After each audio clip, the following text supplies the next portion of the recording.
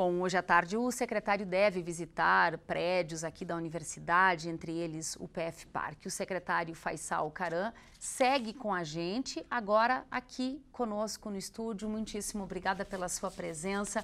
O senhor me contava há pouco que conhecia, obviamente, Passo Fundo, mas ainda não conhecia a universidade. É verdade, eu tive o prazer de conhecer Passo Fundo alguns anos atrás, né? O tipo de doença da minha mãe na época, né? E fiquei encantado com a cidade, né? Ela é muito pujante em termos de economia, de alternativas econômicas, né? Diferenciada de tantas outras cidades no interior do estado, né? Essa agenda hoje pela manhã com a reitoria da universidade, como a gente viu na reportagem e que segue hoje à tarde, ao que tudo indica, pode trazer aí boas notícias para escolas do estado. Sem dúvida nenhuma, nós tivemos uma visita por parte da direção da universidade uns dias atrás, na SEDUC, em Porto Alegre, e ficamos encantados com alguns projetos que são desenvolvidos internamente aqui na universidade.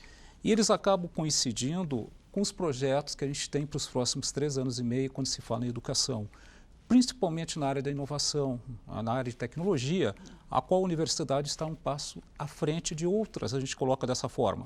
Então nós estamos buscando parcerias com parques tecnológicos, com universidades, buscando em outras universidades, não somente a de Passo Fundo, como a própria PUC, UBRA, entre tantas outras, o conhecimento que essa universidade detém e que ela possa multiplicar aos nossos educadores, mas de forma muito especial aos nossos alunos.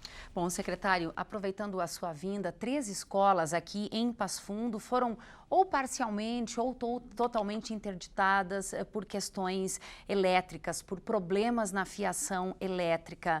Bom, essa não é, infelizmente, uma exclusividade da cidade de Passo Fundo, isso acontece em outras cidades do estado. Que solução a sua secretaria está buscando para esse problema? Nós temos que pautar um pouco diferente.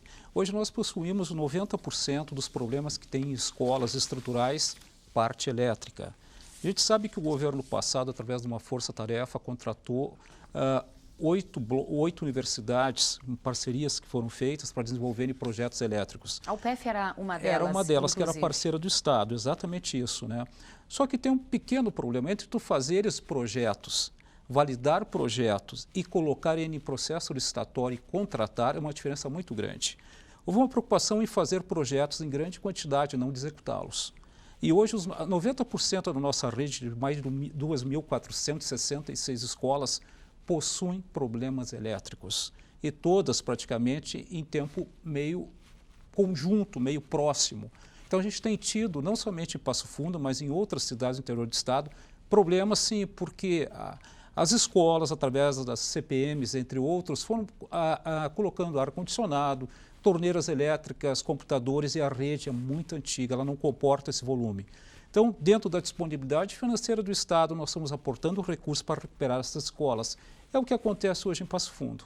Bom, então esse convênio pode ser retomado? A nossa ideia é retomar, porque a força-tarefa ela foi extinta no final do ano, início do atual governo, por questões legais e questões financeiras também, de um corte transversal que ocorreu de recursos, porque o Estado não disponibiliza e não tem recursos para tal. A ideia é retomar esse projeto, porque ele é muito mais econômico para o Estado, porque faz uma parceria, permite que o aluno que hoje está dentro da sala de aula, ele haja como um estagiário na área de engenharia elétrica, e a universidade ganha com isso também, porque tem seu aluno colocando a mão, né, neste problema e convivendo com essa realidade. Bom, secretário, o professor temporário está sendo demitido caso ele tenha um atestado médico acima de 15 dias. Por que é que foi tomada essa decisão? Essa decisão ela foi tomada porque nós estamos sem matrículas. Foi autorizado no início do ano, através da Assembleia Legislativa, a contratação de 19.890 professores. Só que ao longo desse ano nós já tivemos praticamente 3.000 aposentados, professores aposentados, e outros 760 que encaminharam a aposentadoria, que deve ocorrer nos próximos dias. Isso em decorrência da dita reforma da Previdência em Brasília. Está todo mundo esperando. Então nós temos uma expectativa hoje de termos quase 13.000 professores fora de sala de aula. E nós tínhamos só 19.800 e poucas matrículas a serem utilizadas. Isso significa que não tem como não ter professor dentro de sala de aula. Fizemos todos os cortes possíveis, aí chegamos aos contratos temporários.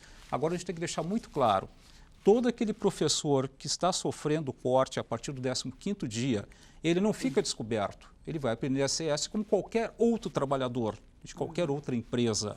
Né? Bom, é um processo diferenciado porque ele tem o IP. E rompe-se o contrato e se chama outro professor para estar dentro da sala de aula, né? Para não deixar o aluno sem professores.